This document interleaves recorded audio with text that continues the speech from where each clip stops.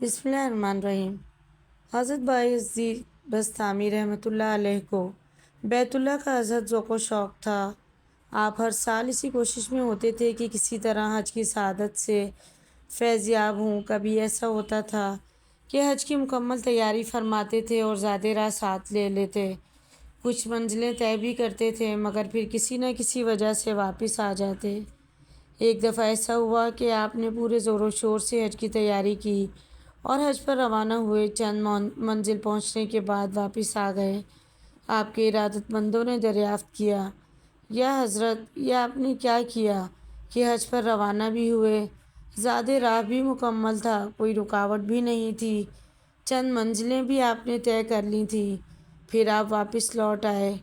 حضرت بایزید بستامی نے فرمایا، میرے ساتھ یہ معاملہ ہوا کہ میں تیزی کے ساتھ حج کے سفر پر روانہ تھا کہ راستے میں مجھے ایک حبشی نے روک لیا۔ میں نے اس کے کہنے پر اپنی سواری کی باگیں کھینچ لیں اور اس سے پوچھا، بتاؤ میاں، تم نے مجھے کیوں روکا ہے؟ کیا تمہیں مجھ سے کوئی کام ہے یا میں نے کوئی غلط کام کیا ہے؟ اس حبشی نے مجھے زور دے کر کہا، اے بایزید، رب تعالیٰ کو بستام میں چھوڑ کر کیوں جاتا ہے؟ اس کے اسی ایک جملے نے میرے دل و دماغ کو جھنجھوڑ کر رکھ دیا ہے۔ میں اسے کوئی جواب نہ دے سکا۔ اس کے اس زوردار جملے نے مجھے لاجواب کر دیا۔ میرے دل و دماغ میں ایک عجیب سی کشمکش شروع ہو گئی۔ میں وہاں رک کر کافی دیر سوچ و بچار کرتا رہا۔ میری سمجھ میں کچھ نہیں آ رہا تھا۔ آخر کار میرے دل و دماغ نے یہی فیصلہ کیا کہ واپس لوٹ چلوں اور بستاب میں رہ کر ہی رب تعالیٰ کی عبادت اور ریاضت کروں۔ یہاں ایک بات میری سمجھ میں ضرور آتی ہے، اور وہ یہ کہ میری والدہ انتہائی ضعیف و کمزور ہیں، ان کو میری خدمت کی ضرورت ہے۔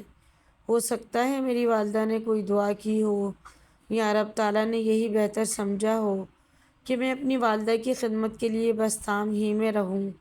بہرحال اللہ تعالیٰ کے ہر کام میں کوئی نہ کوئی حکمت ہوتی ہے، اور وہ اپنی حکمتیں خود ہی جانتا ہے۔ اسی طرح ایک دفعہ آپ نے حج بیت اللہ کا ارادہ فرمایا۔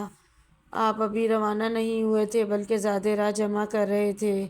حج پر روانہ ہونے میں کچھ دن باقی تھے کہ آپ کے پاس ایک شخص آیا۔ آپ رحمۃ اللہ علیہ سے پوچھا، یا حضرت، کہاں کا ارادہ ہے؟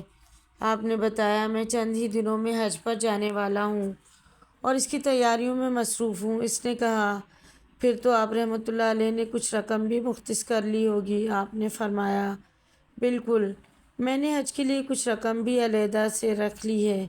اس نے پوچھا، یا حضرت، آپ نے حج کے لیے کتنی رقم مخصوص کی ہے؟ آپ نے فرمایا، میں نے حج کے لیے 200 دینار رکھے ہیں۔ اس شخص نے کہا، حضرت یقین کیجیے، میں انتہائی غریب آدمی ہوں، عیالدار ہوں، ذریعہ آمدنی قلیل ہے، جس سے گھر کا خرچہ بامشکل چلتا ہے، بلکہ بیشتر اوقات تو چلتا ہی نہیں ہے، اور بعض اوقات تو فاقے کرنے پڑتے ہیں۔ کم آمدن کی وجہ سے مقروض بھی ہو گیا ہوں۔ آپ کے سوا میری نظر میں کوئی شخص ایسا نہیں جس سے میں اپنا حال بیان کروں۔ حضرت بایزید نے فرمایا، میں آپ کے لیے کیا کر سکتا ہوں؟ تم جو طلب کرو میں حاضر ہوں۔ اس شخص نے کہا، جو 200 دینار آپ نے حج بیت اللہ کے لیے مخصوص کر رکھے ہیں وہ مجھے دے دیں، میرا بھلا ہو جائے گا اور آپ کو گھر بیٹھے حج کا ثواب مل جائے گا، اور رب تعالیٰ نے چاہا تو کئی حجوں کا ثواب آپ کے نامہ اعمال میں لکھا جائے گا۔ حضرت بایزید نے اسی لمحے وہ 200 دینار منگوائے اور اس شخص کے حوالے کر دیے اور کہا کہ بھائی، کوئی بات نہیں، میں اگلے سال حج پر چلا جاؤں گا۔ وہ شخص آپ کو ڈھیروں دعائیں دیتا ہوا چلا گیا۔ اگلے سال پھر آپ نے حج بیت اللہ کا ارادہ کیا۔ سارا سال اس کے لیے کچھ نہ کچھ جمع کرتے رہے۔ جب کچھ زیادہ راہ جمع ہو گیا تو آپ حج کے ارادے سے چل پڑے۔ آپ کا طریقہ کار یہ تھا کہ چند قدموں کے بعد 2 رکعت نماز نفل ادا کرتے تھے۔ اس طرح ایک منزل کو طے کرنے میں 2 ماہ کے قریب لگ جاتے۔ بعض منزلیں آپ نے 6 ماہ میں بھی طے کی۔ آپ سے کسی نے پوچھا، یا حضرت، آپ چند قدم کے بعد رک جاتے ہیں اور 2 رکعت نماز کے بعد پھر روانہ ہوتے ہیں، اور 2 رکعت نماز بھی آپ طویل سجدوں میں کرتے ہیں۔ اس طرح تو آپ کو مکہ مکرمہ پہنچنے میں کئی سال لگ جائیں گے۔ حضرت بایزید بستامی رحمۃ اللہ علیہ نے فرمایا، یاد رکھو کہ بیت اللہ دنیاوی بادشاہوں کا دربار نہیں کہ جہاں انسان گھر سے نکلے اور تھوڑی دیر میں پہنچ جائے۔ یہ اس شہنشاہ کا گھر ہے جو دو جہاں کا خالق اور مالک ہے، لہٰذا اس مالک کے گھر پہنچنا خاص آداب کا طالب ہے۔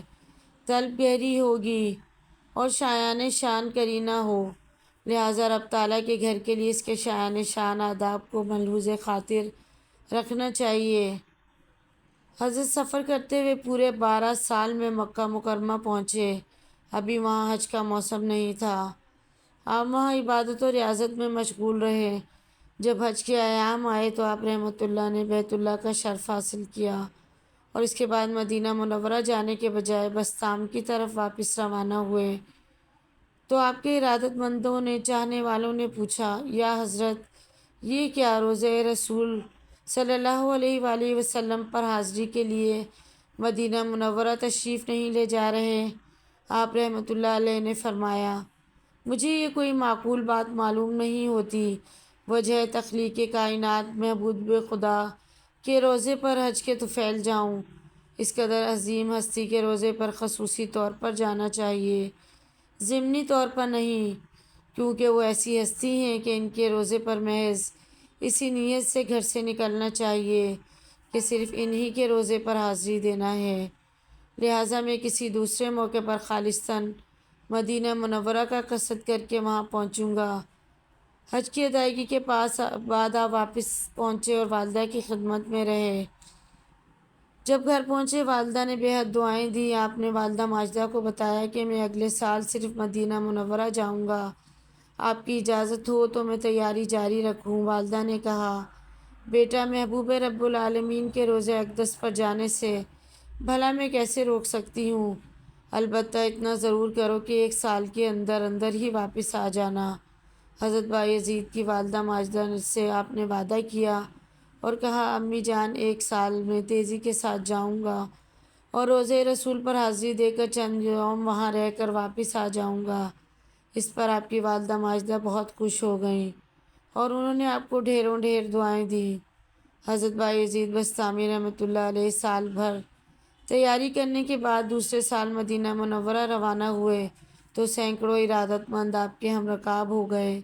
آپ تنہائی چاہتے تھے، چنانچہ آپ نے عقیدت مندوں سے خواہش کے مطابق آپ کو تخلیے میں یعنی تنہائی میں رہنے کی اجازت دی، اگرچہ آپ کے ساتھ ہوتے مگر آپ سے ایک خاص فاصلے پر رہتے تاکہ آپ کو عبادت و ریاضت کا پرسکون ماحول میسر آ سکے۔ حضرت بایزید تیزی سے مسافت طے کرتے ہوئے مدینہ منورہ پہنچے اور آپ نے روضہ رسول پر حاضری دی۔ وہاں چند روز عبادت و ریاضت میں گزارے۔ آپ رحمۃ اللہ علیہ نے مدینہ منورہ سے واپسی کا ارادہ کر لیا تاکہ والدہ ماجدہ سے وعدے کے مطابق بسطام پہنچ سکیں۔ آپ نے مدینہ منورہ سے واپسی کے سفر میں اونٹ پر بہت زیادہ بوجھ ڈال دیا۔ آپ کے ارادت مندوں اور عقیدت مندوں نے جب دیکھا تو انہوں نے آپ سے کہا، یا حضرت، آپ نے اپنے اونٹ پر اتنا زیادہ بوجھ ڈال دیا ہے۔ یہ بوجھ اونٹ کی طاقت اور استطاعت سے کافی زیادہ ہے۔ جانور پر اس قدر بوجھ لادنا زیادتی ہے، آپ کی شان اور بزرگی کے بھی خلاف ہے۔ آپ کسی جانور پر اس کی طاقت اور قوت سے زیادہ بوجھ لادیں۔ حضرت بایزید بسطامی نے فرمایا، آپ لوگوں کی بات بظاہر تو درست ہے اور اگر آپ نے جو دیکھا کہہ دیا، اگر آپ ملاحظہ کریں تو آپ کو معاملہ مختلف نظر آئے گا۔ لوگوں نے کہا کہ ہم کیا دیکھیں اور کیا ملاحظہ کریں؟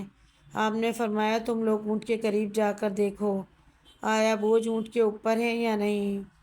جب آپ کے ارادت مندوں نے اونٹ کے قریب جا کر غور سے دیکھا تو سب دیکھ کر حیران رہ گئے۔ تمام بوجھ اونٹ کی کمر سے اوپر معلق تھا اور اونٹ کی کمر پر نہیں تھا۔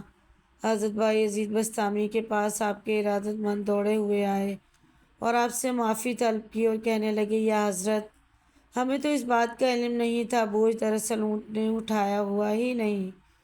حالانکہ ظاہری طور پر ایسے معلوم ہوتا ہے تمام بوجھ اونٹ کی کمر پر ہے، جبکہ اونٹ کی کمر سے بوجھ الگ اور معلق ہے۔ آپ نے فرمایا، میں اپنا حال پوشیدہ رکھتا ہوں، دوسروں کو خبر نہیں ہوتی۔ وہ اعتراض کرتے ہیں، اگر ظاہر کر دیتا ہوں تو حیرت زدہ رہ جاتے ہیں۔ یہی وجہ تھی میں نے کہا تھا کہ مجھے تنہائی اور خلوت میں رہنے دو اور میرے ساتھ مت چلو۔ اب ان حالات میں تم ہی بتاؤ میں تمہارے ساتھ کیسے رہ سکتا ہوں۔ حضرت بایزید کو والدہ ماجدہ سے کیا وعدہ یاد تھا۔ انہوں نے تیزی سے واپسی کا سفر طے کیا اور تھوڑے عرصے میں واپس بستام پہنچ گئے۔ جب اہل شہر کو آپ کی آمد کی اطلاع ملی تو وہ کافی فاصلے پر آپ کے استقبال کے لیے پہنچ گئے، مگر آپ نے ان کو استقبال کرنے سے روک دیا۔ حضرت بایزید جب اپنے مکان کے دروازے پر پہنچے، دروازہ کھٹکھٹانے ہی والے تھے، آپ کو اپنی والدہ ماجدہ کی بات کرنے کی آواز آئی۔ آپ اسی لمحے رک گئے اور دروازے سے کان لگا کر کھڑے ہو گئے۔